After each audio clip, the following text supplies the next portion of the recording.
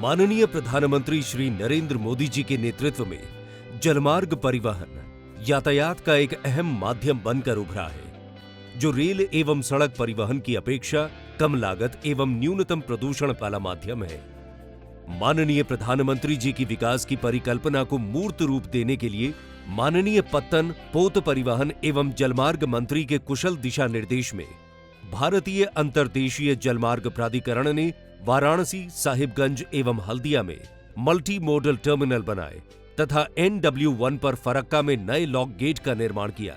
साथ ही पूरे भारत में कई नदियों पर छोटे बड़े इंटरमोडल टर्मिनलों और कम्युनिटी जेटियों का निर्माण किया, ताकि लोगों को न सिर्फ आवाजाही में सुविधा हो बल्कि माल ढुलाई भी निर्बाध रूप से हो सके। राष्ट्रीय जलमार्गों के बढ़ते विकास के फलस्वरूप यात्री परिवहन एवं माल ढुलाई में उल्लेखनीय वृद्धि हुई है। 2013-14 में राष्ट्रीय जलमार्गों द्वारा कुल माल ढुलाई 18 मिलियन टन से 600% वृद्धि के साथ 2022-23 में 126 मिलियन टन तक पहुंच गई है। विगत वर्षों में IWAI द्वारा मल्टी मोडल टर्मिनल और इंटरमोडल टर्मिनलों के निर्माण से कार्गो हैंडलिंग क्षमता में वृद्धि हुई है।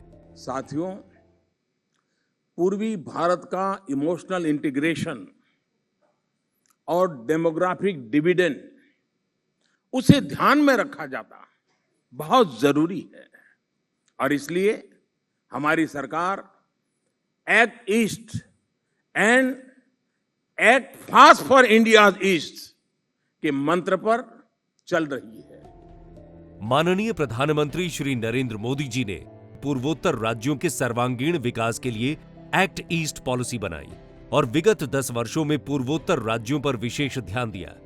यहां के बुनियादी ढांचे के विकास के लिए भारी निवेश किया गया, जिससे रोजगार की नई संभावनाओं का सृजन हुआ है। National waterways 1 Ganga, national waterways 2 Brahmaputra, ऐसे ही देश के अंदर कुल मिला के 111 नेशनल वाटरवेज है।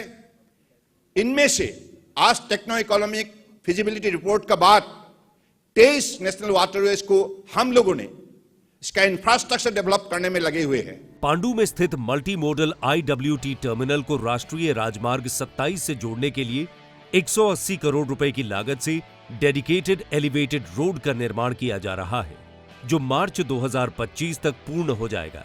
इससे पांडु पोर्ट की कनेक्टिविटी सुगम हो जाएगी। पांडु में ही 208 करोड़ रुपए की लागत से एक शिप रिपेयरिंग सेंटर का भी निर्माण किया जा रहा है, जो दिसंबर 2024 तक पूर्ण किया जाएगा। इस तरह की सुविधा पूरे नॉर्थ ईस्ट में न होने के कारण जहाजों को मरम्मत के लिए कोलकाता जाना पड़ता था। इसके निर्माण से जहाजों की मरम्मत अब यहीं होगी तथा ईंधन एवं समय दोनों की बचत होगी। इसका शिलान्यास माननीय प्रधानमंत्री जी के करकमलों द्वारा हुआ था। इसके अतिरिक्त गुवाहाटी में नॉर्थ ईस्ट क्षेत्र के लिए मैरीटाइम स्किल डेवलपमेंट सेंटर का भी संचालन किया गया। इससे स्थानीय निवासियों को जलमार्ग सेक्टर में रोजगार मिल सकेगा। नदी पर बने विश्व के सबसे बड़े द्वीप माजुली में रो पैक्स सेवा की शुरुआत की गई है, जिससे माजुली और जोरहाट के बीच की दूरी 12 घंटों से घटकर केवल 1.5 घंटा रह गई है और दोनों के बीच लगभग 400 किलोमीटर की दूरी मात्र 12 किलोमीटर रह गई है। सुगम एवं हरित नौका परिवहन के अंतर्गत 2 इलेक्ट्रिक कैटामैरान भी गुवाहाटी में चलाए जाएंगे। माननीय प्रधानमंत्री श्री नरेंद्र मोदी जी के नेतृत्व में उत्तर पूर्वी भारत को देश के अन्य भागों से जलमार्गों द्वारा जोड़ने के लिए NW2 के व्यापक इस्तेमाल की परिकल्पना बनाई गई, जिसके अंतर्गत 5 फरवरी 2022 को पटना से 200 टन खाद्यान्न पांडु भेजा गया।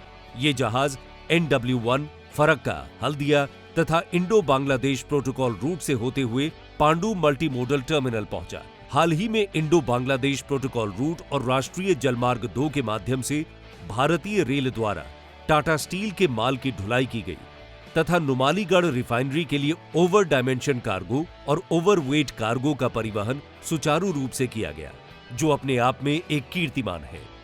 भारत में जल पर्यटन की बढ़ती मांग को देखते हुए एवं जल पर्यटन को बढ़ावा देने हेतु वाराणसी से डिब्रूगढ़ तक विश्व के सबसे लंबे रिवर क्रूज गंगा विलास की शुरुआत की गई। गंगा विलास भारत में बना पहला क्रूज जहाज है। ये क्रूज उत्तर प्रदेश, बिहार, झारखंड, पश्चिम बंगाल, बांग्लादेश और असम से होते हुए गुजरा। इससे पर्यटन के क्षेत्र में आर्थिक विकास एवं रोजगार के नए अवसरों का सृजन हुआ। जोगी घोपा में 64 करोड़ रुपए की लागत से एक टर्मिनल का निर्माण किया जा रहा है। जोगी घोपा, तेजपुर, विश्वनाथ घाट, निमाती, सदिया और विंध्याकोटा में पर्यटकों के लिए 6 क्रूज टर्मिनल बनाए जा रहे हैं। कार्गो हैंडलिंग के लिए 12 फ्लोटिंग टर्मिनल हथसिंगीमारी, धुबरी, जोगी घोपा, पांडु पोर्ट, तेजपुर, सिलघाट, विश्वनाथ घाट, निमाती, सेंगजन, बोगीबिल, डिब्रूगढ़, ओकलैंड और ओरियम घाट बनाए गए हैं। इसके साथ साथ नॉर्थ ईस्ट रीजन यानी NER के वाटरवेज में ड्रेजिंग कॉरपोरेशन ऑफ इंडिया के द्वारा ड्रेजिंग कार्य का शुभारंभ किया जा रहा है। 47 करोड़ रुपए की लागत से राष्ट्रीय राजमार्ग 2 पर बोगीबिल में परमानेंट कार्गो और पैसेंजर टर्मिनल का निर्माण किया गया है, जो डिब्रूगढ़ तथा अरुणाचल प्रदेश को राष्ट्रीय जलमार्ग 2 तथा इंडो बांग्लादेश प्रोटोकॉल रूट से होते हुए हल्दिया तथा कोलकाता बंदरगाह से जोड़ता है। सोनामुरा में परमानेंट टर्मिनल का निर्माण किया गया है, जो त्रिपुरा को Indo Bangladesh protocol root number 9 एवं 10 के माध्यम से बांग्लादेश, कोलकाता एवं हल्दिया बंदरगाहों से जोड़ता है। राष्ट्रीय जलमार्ग 16 पर बसे करीमगंज एवं बदरपुर टर्मिनलों को एक ट्रांसशिपमेंट हब के रूप में विकसित किया जा रहा है, ताकि पूर्वोत्तर राज्य विशेषकर मणिपुर, मिजोरम, त्रिपुरा और मेघालय को देश के अन्य भागों से जलमार्ग द्वारा आसानी से जोड़ा जा सके। करीमगंज और बदरपुर टर्मिनल से इंडो बांग्लादेश प्रोटोकॉल रूट के माध्यम से बराक वैली को बांग्लादेश और देश के अन्य भागों को जोड़ा गया है। भूटान से भारत होकर बांग्लादेश को जाने वाले कार्गो के लिए पांडु एवं जोगी घोपा को एग्जिट टर्मिनल घोषित कराया गया, जिससे तीनों देशों के बीच में व्यापार सुगम हो गया है।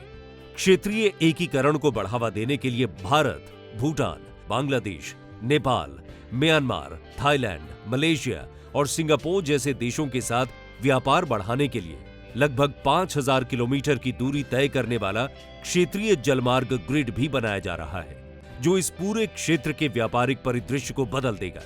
पूर्वोत्तर भारत में IWAI द्वारा जलमार्गों के अभूतपूर्व विकास से क्षेत्र में विकास की एक नई धारा प्रवाहित हुई है। इससे स्थानीय नागरिकों, किसानों, नौजवानों एवं छोटे बड़े व्यापारियों की आर्थिक स्थिति में सुधार आया है एवं रोजगार के नए अवसर उत्पन्न हुए हैं।